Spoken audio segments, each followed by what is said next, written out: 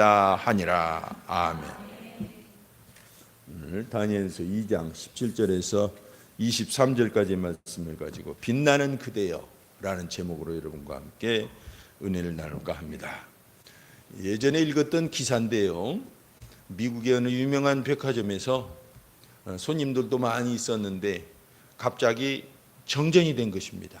깜깜해져 버린 거예요. 빛이 없어져 버린 거예요. 그러자 무슨 일이 생겼을까요? 갑자기 이 백화점이라는 곳은 그래도 좀 부유층 사람들이 이용하잖아요. 점잖은 신사, 숙녀들이 이용하잖아요. 근데 상당수가 갑자기 좀도둑이 돼버린 것입니다. 그래가지고 막 물건을 훔치기 시작한 거예요.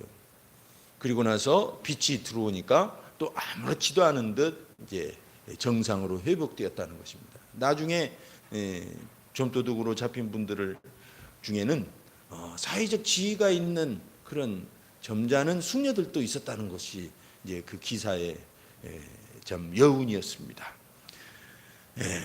우리가 인생을 행복을 위해서 살아가죠. 행복을 위해서, 정말 성공을 위해서 뭔가 업적을 남기고 죽고 싶어, 그런 일념으로 이제 열심히 고군분투하면서 살아갑니다. 하지만 우리 마음대로 되질 않죠. 또 인류도 마찬가지입니다. 인류가 정말 그 어느 때보다도 지금 과학과 문명이 발달되어 있지만 여전히 기후 문제 아주 심각해졌죠. 마약 문제 아주 심각해졌습니다. 우리나라도 지금 강남 지역을 일대로 해서 펜타닐이라고 아주 위험한 마약이 돌고 있는데, 그냥 패치형으로 이렇게 붙이기만 해도 되는 거, 냄새 맡거나 젤리형으로 아이들을 먹기 좋게 만드는 그런 아주 정말 심각한 마약이 우리 사회에 많이 만연되어 있습니다. 테러, 전쟁, 물, 범죄, 빈곤, 인류가 아주 골칫거리예요. 이 문제를 해결하기 위해서 지금 국가 간에 서로 협력하고 또 철학을 만들고 종교를 만들고 과학을 발달시키지만 여전히 야단법석을 떨고 있습니다. 왜 그럴까요? 성경은 이 모든 것이 빛을 잃었기 때문이라고 말합니다. 빛을 잃었기 때문에 우리는 인생 내 마음대로 안 되고 정말 어둠 속에서, 인류도 빛을 잃었기 때문에 그 많은 문명 불구하고 여전히 그 어려움에서 벗어나지 못하고 있는 것입니다. 그래서 요한복음 11장 10절에 보면 밤에 다니면 빛이 그 사람 안에 없는 고로 실족하느니라 그러셨어요. 바로 이와 같은 상황을 말씀하시는 거죠. 자, 그렇다면 해답은 없는 것입니까? 이 모든 것을 해결시킬 그런 해답이 한 가지가 딱 있습니다. 그것은 뭐냐면 우리 모든 사람이 빛나는 삶을 살으라는 것입니다. 이것이 해답이에요. 그래서 예수님께서 직접 빛으로 세상에 오시고 우리로 하여금 너희는 세상의 빛이다, 그렇게 말씀하신 것입니다. 그리고 하나님께서도 처음 인간을 만드실 때 보통 존재로 만드신 게 아니라 하나님의 형상으로 만드셨어요. 그러니까 얼마나 빛나고 아름답고 아우라가 뒤에서 번쩍거리겠어요. 그죠? 그와 같이 인간은 빛나는 삶을 살 때 모든 문제가 해결되는 것입니다. 그래서 우리는 이 문제와 싸워서 고군분투하고 피 터지게 싸울 일이 아니라 우리는 빛나는 삶을 살기로 결심하는 것이 중요합니다. 그러면 우리 주변이 점차 빛을 받아서 아름다운 그런 관계와 환경이 만들어지기 시작하는 것입니다. 오늘 다니엘 얘기를 읽고 있습니다. 다니엘은 여러분 아다시피 포로 생활을 한 사람이에요. 포로로 잡혀갈 때 이스라엘 사람들 속에 섞여서 잡혀갔어요. 그래서 그곳에서 극심한 고난 중에, 우리가 외국에 이민만 가서 살아도 어렵잖아요. 근데 포로로 잡혀갔으니 얼마나 힘들고 고달팠겠어요. 하지만 빛나는 삶을 살면서 그 어려움을 이겨냅니다. 이게 중요한 것입니다. 이 다니엘은 포로들 중에는 좀 똑똑했던 것 같아요. 머리가 좀 타고난 머리가 좀 있어서 그때 당시 느부갓네살 왕이 바벨론 그 나라 정책을 그 포로나 이 식민지 중 생활 자기가 정복한 나라들 중에서 똑똑한 사람들을 키워서 자기 밑에 두고 나라를 운영케 하는 그런 정책을 썼습니다. 똑똑한 사람들. 그 중에 이 다니엘과 세 친구가 뽑힌 거예요. 여러 사람들 중에서 특채가 된 거죠. 요즘 말로 말하면 특채. 그래가지고 이제 왕의 음식을 먹고 왕이 주는 포도주를 마시고 이렇게 그렇게 3년 동안 교육 기간을 뒀는데 이 다니엘과 친구들이 어떤 결심을 합니까? 우리는 왕이 주신 그 음식은 안 먹겠습니다. 우상에게 드려지고 또 부정한 음식들이 있기 때문에 우리 믿음과 맞지 않습니다. 우리 신앙생활과 맞지 않으니까 우리는 채식만 하겠습니다 하고 믿음 고백을 하죠. 그래서 하여튼 열흘간만 시험해 보라고 해서 열흘간 시험하고 정말 그렇게 3년 동안 줄곧 왕이 내려진 그런 음식들을 먹지 않습니다. 대단한 신앙의 결단이에요. 이런 결단을 통해서 하나님께서는 그에게 남다른 지혜를 주십니다. 다른 사람들보다 이 다니엘과 세 친구에게는 10배의 지혜를 주셨다고 그랬어요. 원래 똑똑했는데 거기다가 지혜를 갖다가 하나님께서 탁월한 지혜들을 주신 거예요. 그리고 꿈을 해석할 수 있는 능력을 특별히 다니엘에게는 허락하시고, 그래서 느부갓네살 왕이 어느 날 꿈을 꿨는데 큰 신상을 보죠. 이거 도대체 무슨 뜻인지 몰라가지고 이제 다니엘에게 해석을 받고 다니엘을 더 높이 이렇게 사람들 앞에 세워서 일꾼이 되게 하죠. 하여튼 포로 생활 중에 이 다니엘은 남다른 빛을 낸 거예요. 제패원 주제에 왕의 총애를 받으면서. 그럼 어떻게 되겠어요? 백성들이 다니엘을 보면서 한 가닥 희망을 갖는 것입니다. 우리는 비록 포로지만 우리 포로 중에 하나님의 백성인 저 다니엘은 그 모든 사람보다도 탁월하게 저렇게 일을 하고 있다. 다른 보통의 지혜자들보다 10배나 지혜가 있고 거기에 큰 위로를 받습니다. 희망을 갖는 거예요.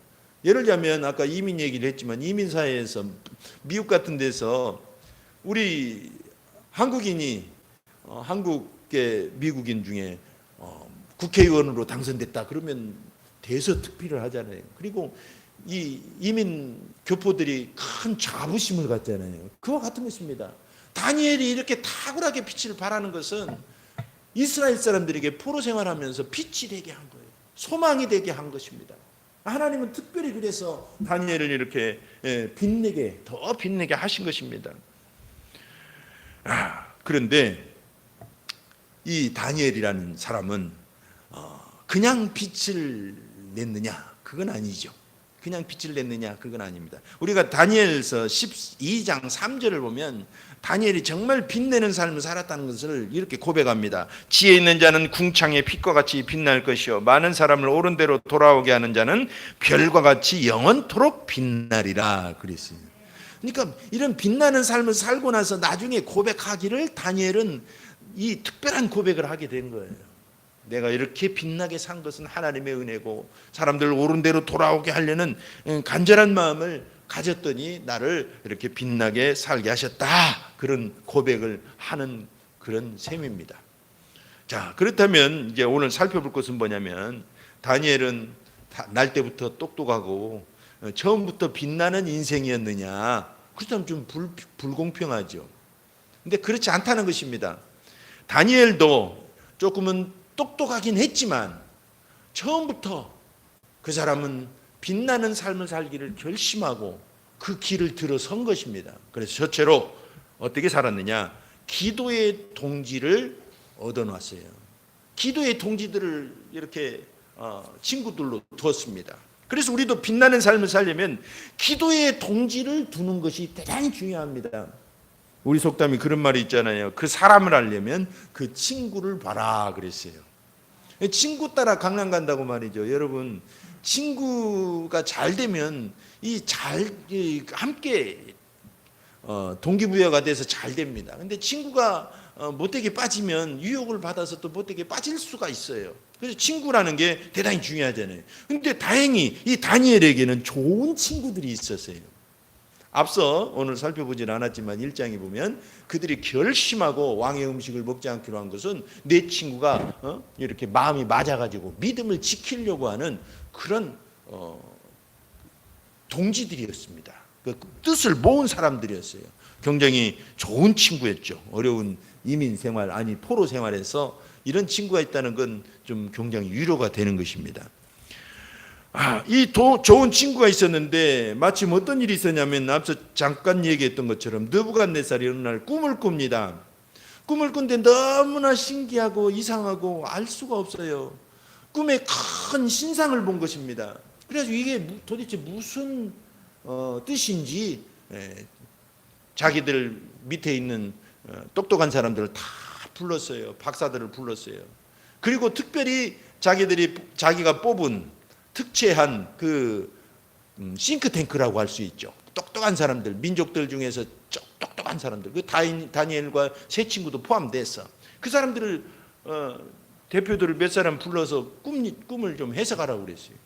근데 고약하게 무슨 꿈 꿨는지를 알려주지도 않고 알아맞히고 그리고 해석도 하라는 것입니다. 만약에 알아맞히지 못하면 너희 꿈도 해석도 가짜다 이거예요.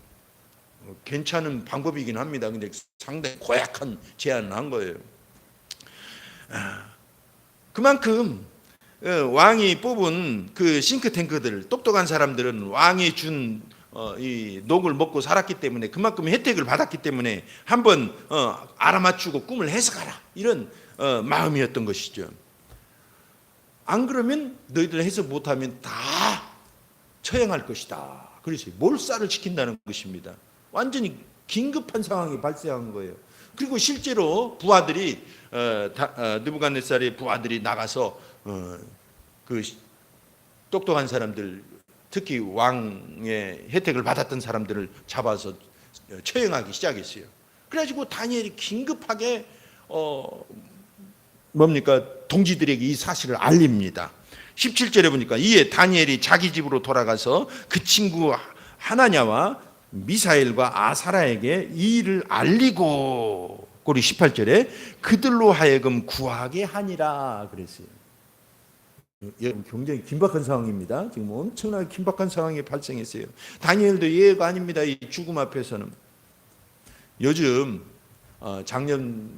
재작년 코로나 발생 이후부터 우리가 일상화된 것 중에 하나가 뭐냐면 재난 문자예요. 재난 문자가 수시로 오잖아요. 그래서 조심하라 이것입니다. 요즘도 태풍 재난, 이런 산사태 재난 위험 경보를 알려주죠. 그래서 상당히 도움이 됩니다. 이와 같이 여러분 어려움이 있을 때 우리는 누군가에게 긴급히 알려서 기도를 요청하고 함께 기도할 사람이 필요해요. 오늘 다니엘은 그런 친구를 뒀다는 것이 그의 빛나는 인생에 큰 역할을 한 것입니다. 세계 기도 운동 중에 무슨 기도 운동이 있냐면 긴급 기도 네트워크라는 운동이 있습니다. 이건 뭐냐면 우리가 비상연락망이라고 그 관공서 같은 데 가보면 있잖아요. 그런 식으로 긴급한 상황이 생기면 어떻게 연락을 해서 이 기도를 함께 할 것인지를 그렇게 정해놓은 것입니다. 그렇게 해서 실제로 그런 기도 많이 해요. 여러분들도 가끔 이렇게 문자 받았을 거예요. 누구를 위해서 기도해 달라고. 그것이 일종의 그런 기도 네트워크라고 할 수가 있죠. 여러분 인생을 살다 보면 이 급한 일이 생기기도 합니다. 어려움도 생기고 도저히 해결할 수 없는 속상한 일도 생기고 그렇습니다. 그럼 여러분들은 누구에게 이 소식을 먼저 알립니까? 이것을 해결하기 위해서 누구에게 문자를 보냅니까? 우리는 교회 안에서 기도의 동지들에게 이 문자를 보내야 될 줄 압니다. 이게 교회 안에서라는 게 중요해요. 저 지구 반대편에 있는 누구에게 보낼 필요 없어요. 여러분 누구에게 기도받으러 갈 필요도 없습니다. 성경은 교회 안에서 서로 기도 동지를 만들어내라고 말씀하십니다. 그래서 마태복음 18장 19절에서 20절 보니까 진실로 다시 너희에게 이르노니 너희 중에 두 사람이 땅에서 합심하여 무엇이든지 구하면 하늘에 계신 내 아버지께서 그들을 위하여 이루게 하시리라. 20절은 두세 사람이 내 이름으로 모인 곳에는 나도 그들 중에 있느니라. 아멘. 그래서 여러분, 우리 목장을 이렇게 만든 것이 굉장히 좋습니다. 왜냐하면 목장 안에서 서로의 이렇게 긴급 기도 네트워크를 이렇게 운영하면 되는 것입니다.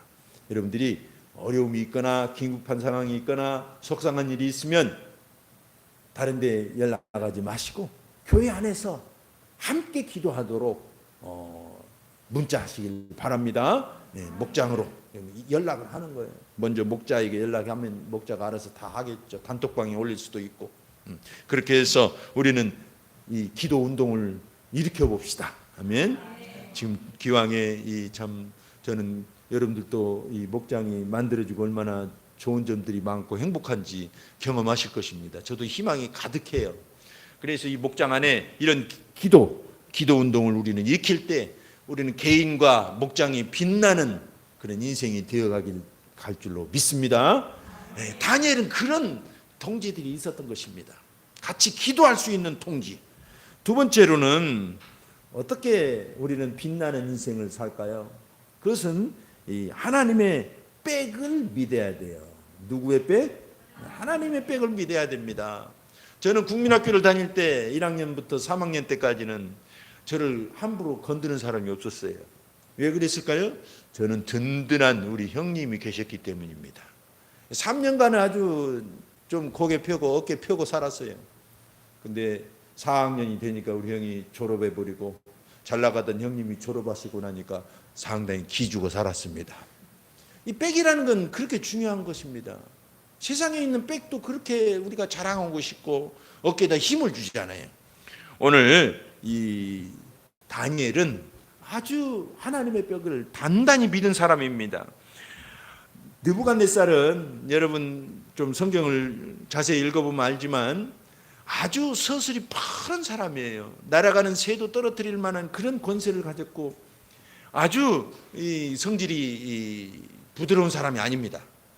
그 사람 심기를 건드리면 안 돼요. 그리고 그 사람의 억지 밑에서 지금 싱크탱크에 수많은 사람들이 다니엘을 포함해서 다니엘 친구 포함해서 풍전등화 같은 그런 위기에 처해 있는 것입니다. 목숨이 지금 경각에 달려 있는 거예요. 근데 다니엘은 이 사실을 알고 무서워서 골방에 숨는 것이 아니라 당당하게 아리옥이라고 하는 그 시위대장에게 찾아가 가지고 왕을 좀 뵙게 해달라고 요청을 한 것입니다. 너 왕 만나서 뭐 하게? 그랬더니 내가 왕의 꿈을 해석하겠습니다 하고 왕을 만나러 갑니다. 그래가지고 일단 지금 계속 처형하는 것을 멈추게 했어요. 그리고 왕에게 며칠 시간을 달라고, 내가 하나님께 가서 이 꿈에 대해서 여쭤보고 그 꿈이 무엇인지 말씀을 듣고 해석까지 가지고 오겠습니다. 모든 꿈의 해석은 하나님께 있습니다. 하나님께서 왕에게 지금 뭔가 말씀하시려고 꿈을 꾸게 하신 것 같습니다 하고 제안을 합니다. 느부갓네살이 그렇게 하라고 허락을 해줍니다. 그래서 일단은 문제를 멈췄어요. 여러분, 꿈 해석이 안 나오면 어떻게 할 거예요? 큰일 나는 것입니다. 이제 다 죽는 거예요. 근데 어떻게 그렇게 당당하게 왕 앞에까지 가가지고 제안을 할 수 있었습니까? 하나님은 이 상황을 바꿔놓으실 분임을 분명히 믿었기 때문이에요. 하나님의 백을 믿었기 때문에 담대하게 나갈 수가 있었던 것입니다. 여러분, 우리가 하나님의 백을 믿으면 세상에 대한 두려움이 많이 사라집니다. 두려워하면 두려움에 빠지게 돼 있어요. 염려하고 두려워하면 말이죠, 안 보이던 헛것도 보이기 시작해요. 귀신도 보여요. 그래서 옛날에 어른들이 귀신 보고 왔다고 혼이 빠져나가지고 많이 고생하고 돌아가시기도 하고 그러잖아요. 그 이튿날 찾아가보면 아무것도 아니야. 그냥 도포짜리 하나가 그냥 헐벌럭이고 있는데 그걸 귀신이라고 생각하고 두려워서 그렇게 한 거예요. 그런 것처럼 여러분, 두려우면 베드로나 예수님의 제자들이 갈릴리 바다에서 두려움에 사로잡히니까 걸어오시는 예수님을 귀신으로 봤어요. 귀신으로. 그것이 굉장히 중요한 영적인 원리입니다. 두려워하면 두려움에 빠지게 되어 있습니다. 여러분, 담대해야 되는 것입니다. 어떻게 담대합니까? 하나님이 내 백이시라는 것을 알아야 돼요. 죽으면 죽으리라 그런 각오가 되어 있어야 됩니다. 에스더처럼 죽으면 죽으리라. 그렇게 담대할 때 우리는 이 두려움의 종노릇을 하지 않습니다. 히브리서에도 말씀하신 바와 같이 우리는 죽음을 두려워하고 무서워하기 때문에 평생 종노릇을 한다 그랬어요. 여러분 까짓 죽으면 죽는다는 생각을 해요. 죽으면 까짓 죽지. 그런 생각을 해야 담대해집니다. 아시겠죠? 그리고 실제로 죽음도 나를 떠나는 것이지 두려워하면 종노릇하게 돼 있어요. 이 다니엘의 믿음을 우리도 본받아야 될 줄 압니다. 다니엘은 믿었던 것입니다. 하나님은 반드시 이 문제를 반전시키실 것이라는 걸 믿었어요. 그래서 22절에 보면 그는 깊고 은밀한 일을 나타내시고 어두운 데에 있는 것을 아시며 또 빛이 그와 함께 있도다 하면서 기도 중에 분명한 신앙 고백을 하잖아요. 23절에도 나의 조상들의 하나님이여 주께서 이제 내게 지혜를 주시고 능력을 주시고 우리가 주께 구한 것을 내게 알게 하셨사오니 하고 감사 기도 드리잖아요. 그럴 때 보면은 분명히 그런 믿음이 있었다는 것입니다. 대단히 중요합니다. 하나님은 어떤 사람의 인생을 빛나게 해 주실까요? 오늘 다니엘처럼 하나님의 백을 믿는 사람에게 빛나게 해 주십니다. 그 삶을 빛나게 해주시고 응답을 즉시 해주시는 것입니다. 19절에 보면 이에 이 은밀한 것이 밤의 환상으로 다니엘에게 나타나 보임에 그랬어요. 여러분 기도하기로 작정하고 기도하자마자 이 은밀한 일이 밤의 환상으로 다니엘에게 보여주셨다는 거예요. 이 내용을 보면 그가 철야했다든가 금식했다든가 그런 말 없어요. 단지 하나님의 백을 믿고 이 상황을 분명히 해결해 주실 것을 믿고 기도했다는 것밖에 없어요. 이게 중요합니다. 우리는 간절히 기도하고 또 오랫동안 기도할 필요도 있지만 어떤 문제들은 기도의 기간이 문제가 아니라 간절함이 문제고 믿음이 문제라는 걸 알 수 있어요. 그러면 간절하고 믿음을 가질 때 그 기도의 시간에 관계없이 하나님은 응답하시고 우리를 빛나게 해 주실 것입니다. 아멘. 저는 오래전에 저희 자녀 중에 한 아이를 위해서 간절히 기도했어요. 작정 기도를 했습니다. 3일간 내가 작정하리라. 근데 작정한 첫날 하나님이 확신을 주셨어요. 그때 깨달은 건 뭐냐면 우리가 믿음으로 작정하면 즉시 응답을 주신다는 것입니다. 기간에 관계없이. 다니엘이 나중에 이제 금식 기도하는 장면 때 나오잖아요. 내가 너의 기도를 듣고 첫날 응답을 가지고 사자를 보내는데 도중에 막혀서 못 왔을 뿐이라고 말하는 장면이 나오잖아요. 여러분 대단히 중요한 것입니다. 여러분 작정하시고 믿음으로 하나님의 반전을 구하시길 바랍니다. 여러분 그리스도는 우리 인생을 역전시키기 위해서 오셨습니다. 우리가 로또만 해도 우리가 인생이 역전된다고 그렇게 막 광고를 하잖아요. 인생 역전, 진짜 인생이 역전될지 모르겠어요. 로또에 당첨된 분들 상당수가 오히려 폐인이 됐다는 얘기를 들어봅니다. 근데 로또의 확률이 몇 분의 몇인가요? 814만 5,060분의 1이에요. 그러니까 여러분들이 각기 다른 번호 814만 5,060장을 사면은 그 중에 틀림없이 한 장이 됩니다. 돈 엄청 들겠지만요. 그런데 주님은 어떤 분이십니까? 주님을 믿는 자마다 하나님은 도와주신다는 것입니다. 확률이 문제가 아니에요. 하나님은 하나님을 믿는 자마다, 예수를 믿는 자마다 영생을 주시고 믿는 자마다 권세를 주시고, 요한복음 1장 12절에, 요한복음 3장 15절에는 이는 그를 믿는 자마다 영생을 얻게 하려 하심이니라. 여러분 우리가 혹시 공경에 빠지고 어려움에 처합니까? 그럴 때 우리는 하나님의 백을 믿읍시다. 응답은 어느 순간에 오냐면 하나님이 나의 백이시라는 것을 믿는 순간에 응답은 내려지기 시작하시는 것입니다. 그래서 우리는 상황을 반전시키고 인생을 역전시키고 그리고 또 합력하여 선을 이루시는 하나님을 경험하게 됩니다. 그럴 때 우리 인생이 빛나기 시작하잖아요. 굉장히 중요합니다. 다윗을 한번 보십시오. 시편 28편 8절을 보니까 여호와는 그들의 힘이시요 그의 기름 부음 받은 자의 구원의 요새시로다. 하나님이 구원의 요새시고 하나님이 우리의 힘이라고 고백하고 있어요. 할렐루야. 하나님의 백을 믿었던 많은 사람들이 인생의 역전을 경험했습니다. 빛을 내는 삶을 살았습니다. 다윗은 골리앗과 싸울 때 어떻게 고백합니까? 나는 만군의 하나님의 이름으로 가는데, 야, 너 골리앗아, 할 일도 받지 않은 너 골리앗아, 너 그렇게 뭘 믿고 그렇게 나한테 덤비느냐? 요즘 말로 말하면 뭐라고 믿어요? 뭘 믿고 그렇게 깝치냐? 그렇게 표현할 수가 있어요. 막 다 골리앗에게 2m, 3m 가까이 되는 거인에게 그렇게 막 외친 거예요. 이 담대함이 어디서 나옵니까? 하나님의 백을 믿었기 때문이에요. 대단히 중요합니다. 모세가 어떻게 바로왕 앞에 설 수 있었습니까? 하나님의 백을 믿었기 때문입니다. 우리는 대단히 중요합니다. 아멘. 우리는 이와 같이 하나님의 백을 믿는 자, 시편 121편 5절에 보면 여호와는 너를 지키시는 이시라, 여호와께서 내 오른쪽에서 내 그늘이 되시나니. 우리는 하나님이 우리의 소중한 든든한 백그라운드가 되심을 믿고 오늘도 담대한 것입니다. 그러면 삶이 빛내기 시작합니다. 끝으로 어떤 사람이 빛나는 인생을 살까요? 첫째는 기도의 동지를 잘 두라고 그랬어요. 우리는 교회 안에 우리 믿는 목장 식구들이 우리의 기도의 동지입니다. 두 번째로는 반전하시는, 역전시켜 주시는 하나님의 백을 믿는 거예요. 그럼 끝으로 어떻게 해야 되나? 좋은 태도를 배우는 것입니다. 여러분, 세상에는 학력 차이가 많습니다.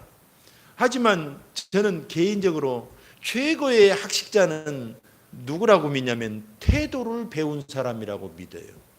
저는 그렇게 주장하고 싶어요. 좋은 태도를 배운 사람이 진짜 잘 배운 사람이에요. 진짜 학식이 높은 사람이에요. 여러분, 아무리 석사, 박사가 되어도 태도가 나쁜 사람은 못 배운 사람이에요. 여러분, 그렇기 때문에 속으로 그렇게 생각하고 자부심으로 살아야 됩니다. 나는 태도를 배우는 사람이기 때문에 최고의 학식자야. 그렇게 남한테 자랑하면 안 믿어주니까 속으로 그렇게 하라 이거예요. 아시겠죠? 따라서요. 나는 태도를 배우는 최고의 학식자입니다. 이게 대단히 중요해요. 3살 버릇 여든 간다는 말도 있잖아요. 그 중에 하나가 남들에게 내 필요를 요구하는 것도 포함되더라고요. 여러분, 어렸을 때부터 엄마에게 아빠에게 뭔가 요구할 때마다 울고 떼쓰고 그걸 습관을 길들이는 사람은 나중에 보면 장가 가서도 그런 사람들이 있더라고요. 각시한테도 그래요. 남편한테도 그래요. 뭐 요구사항이 있으면 막 때부터 선지부터 내. 그건 태도를 잘못 배웠기 때문입니다. 여러분, 애가 말할 수 없는 어린아이 시절에는 표현 방법이었기 때문에 떼쓰고 우는 게 당연해요. 그러나 말하고 표현의 방법을 익혀갈수록 자기의 요구사항과 불만사항을 말과 어떤 적절한 소통 방법으로 하는 것을 익혀야 돼요. 그래야 성숙한 사람이 되고 사회를 바르게 살아가는 것입니다. 지금 세상을 보면 좀 안타깝게도 저 똑똑한 분 계시는 여의도 가득 찬 분들이 왜 그렇게 소통이 안 되시는지 보면 이 학력은 높으신데 이걸 잘 못 배우신 것 같아요. 태도, 서로 요구사항을 잘 전달하는 방법을 못 배워가지고 그때는 못 배웠어요. 못 배운 이해는 됩니다. 그러나 하여튼 그러더라 이거예요. 여러분, 대단히 중요한 겁니다. 우리는 긴박한 상황에서, 정신없는 상황에서 이 다니엘과 같은 모습을 한번 우리 자신을 챙겨봐야 됩니다. 다니엘은 긴박하고 정말 정신없는 이 죽음이 경각에 달려있는 이 상황에서 누구를 원망하거나 하나님을 원망하거나 그렇게 하지 않았어요. 하나님께 나와서 겸손하게 신앙을 고백하면서 하나님께 구원을 간구한 것입니다. 이것이 우리가 배워야 될 중요한 신앙의 태도라고 믿어집니다. 21절에 보니까 그는 때와 계절을 바꾸시며 왕들을 폐하시고 왕들을 세우시며 지혜자에게 지혜를 주시고 총명한 자에게 지식을 주시는도다. 아주 사시사철을 역사하시고 역사를 주관하시고 왕들도 세웠다 폐하셨다 하시는 역사의 주관자이심을 고백한 것입니다. 그렇기 때문에 주 앞에 겸손히 무릎을 꿇고 기도할 수가 있었다는 것입니다. 이게 대단히 중요하죠. 위대하신 하나님이시기 때문에 좋은 태도를 하나님께 보여드린 것입니다. 다니엘은. 그리고 말하기를 19절에 다니엘이 하늘에 계신 하나님을 찬송하니라 그랬어요. 찬송. 그리고 20절에 보니까 다니엘이 말하여 이르되 영원부터 영원까지 하나님의 이름을 찬송할 것은 지혜와 능력이 그에게 있음이로다. 23절에 내가 주께 감사하고 주를 찬양하나이다. 곧 주께서 왕의 일을 내게 보이셨나이다 하니라. 여러분, 우리가 그렇게 오해할 수 있습니다. 하나님이 응답해 주시고 잘해 주니까 감사가 나왔지. 그거 아닙니다. 성경은 감사하는 자에게 감사거리를 주시는 분이에요. 여러분, 누군가를 칭찬할 때 칭찬거리가 있어야 칭찬하는 사람은 칭찬을 할 줄 모르는 사람이에요. 저 사람에게 칭찬거리를 찾아내서 칭찬해 주면 그 사람이 칭찬을 받을 만한 사람이 되어가는 것입니다. 그런 것처럼 이 다니엘은 하나님께 감사하는 모습을 보였기 때문에 감사를 경험한 것입니다. 우리는 그래서 좋은 태도는 뭘까? 좋은 태도는 다른 게 아니라 감사와 찬양하는 태도입니다. 하나님께도 감사와 찬양하는 태도고 인간 사이에서도 마찬가지입니다. 인간 관계에서도 감사하는 마음이 좋은 태도예요. 우리는 서로 감사할 줄 알아야 됩니다. 이렇게 사소한 친절을 받아도 당연한 걸로 받아들이지 마시고 가족끼리도 자기 배우자에게도 자녀에게도 고맙다는 표현을 해야 돼요. 잘 하시죠? 대답이 조금 껄쩍지근합니다. 잘 하십니까? 네, 좋습니다. 그래야 예수를 잘 믿는 거고 이 복을 경험하는 것입니다. 우리는 데살로니가 전서 5장 18절에 범사에 감사하라. 이것이 그리스도 예수 안에서 너희를 향하신 하나님의 뜻이니라 라고 말씀하심을 봅니다. 하나님께도 감사와 찬양이 좋은 태도고 인간관계에서도 감사가 좋은 태도고 특별히 세상을 향해서는 밝은 얼굴을 갖는 것이 좋은 태도입니다. 세상을 향해서는 밝은 얼굴을 가져야 돼요. 오만 상을 다 찌푸리면 인간관계에서 성공할 수가 없습니다. 억지로 불신자들은 억지로 그렇게 하기가 쉽지가 않죠. 근데 우리는 하나님이 우리 안에 계시잖아요. 우리 안에 기쁨을 주시지 않습니까? 그래서 믿음을 가지고 기뻐하는 것입니다. 그래서 항상 기뻐하라. 데살로니가전서 5장에 말씀하고 계시는 것입니다. 그래서 예수님께서도 금식할 때는 저 바리새인들이나 유선자들처럼 그렇게 막 온갖 인상을 다 쓰고 괴로워하지 말고 머리에다 기름을 바르고 남들 보기에 더 멋있게 지내라는 것입니다. 왜? 이것을 하나님께 보여드리는 거예요. 그리고 우리 인간 사이에서는 좋은 이 모습을 보이는 것이 이것이 바로 태도입니다. 우리는 대단히 중요하다는 것을 인정해야 됩니다. 그래서 감사함이 좋은 태도라는 거 인간관계에서도 그래서 우리의 밝은 모습을 자꾸 연습하고 연출하는 것이 믿음 생활에 굉장히 도움이 됩니다. 자, 오늘 말씀을 맺을까 합니다. 우리는 일상적인 삶을 살 때도 우리 주변에 어떤 사람들은 정말 빛내는 그런 인생을 사는 사람들이 있어요. 군계 일학.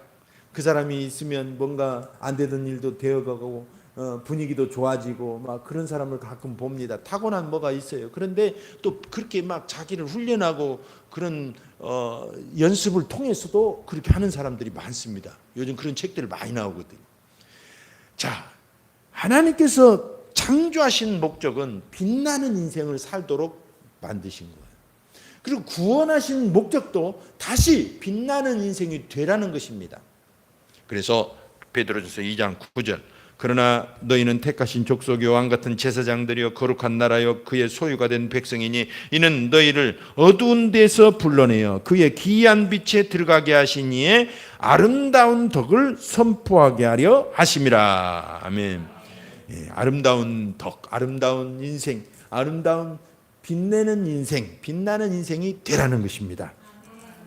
그러기 위해서 우리는 기도의 동지를 두는 것입니다. 그리고 하나님의 백을 믿고 하나님께서 내 상황을 역전시켜 주심을 믿으시길 바랍니다. 그리고 우리는 평생 좋은 태도를 배워가는 것입니다. 우리는 빛나는 인생이 될 것입니다. 여러분들의 삶이, 여러분들의 얼굴이 빛날 것입니다. 기도합니다. 이 시간 합심해서 한번 기도할 때 여러분은 빛입니다. 저와 여러분은 빛이에요. 빛인데 왜 빛이 안 나왔을까요? 그것은 오늘 말씀을 잘 따를 때 다시 빛이 나오고 빛된 삶을 살 수 있습니다. 우리는 빛이 되기 위해서 노력하는 게 아니라 이미 빛이기 때문에 빛을 내기 위해서 기도의 동기를 구하고 하나님의 반전을 믿고 좋은 태도를 배워가는 것입니다. 이 시간 하나님께 감사합시다. 하나님 감사합니다. 나는 빛나는 인생을 살겠습니다. 내 인생은 빛이 가득합니다. 주님의 얼굴빛이 우리를 비춰주십니다. 기도합시다. 하나님 아버지여 감사합니다.